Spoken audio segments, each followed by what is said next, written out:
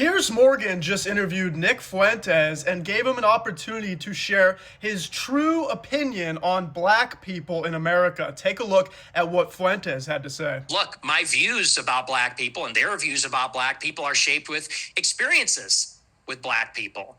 And what they will tell you, what my parents would say if they were here, is that for many, many years, the older generations of black people were very respectful, very humble, very decent.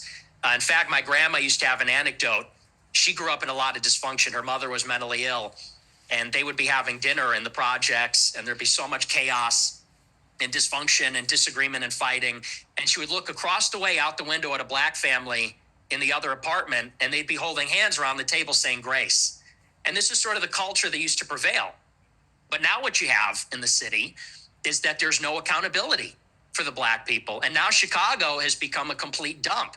Gee, I wonder why Nick would perceive older generations of black people as being more humble and respectful. Maybe it's because they were oppressed by Jim Crow laws and literally feared for their lives and safety. Maybe it's because they're the direct descendants of slaves and have a clear disadvantage in our society. Nick Fuentes claims that we're being invaded by migrants and that we're losing our white American culture. But what he'll never tell you and his followers is that black people built this country with their blood, their sweat, and their tears, and Nick Fuentes will never give them credit for anything.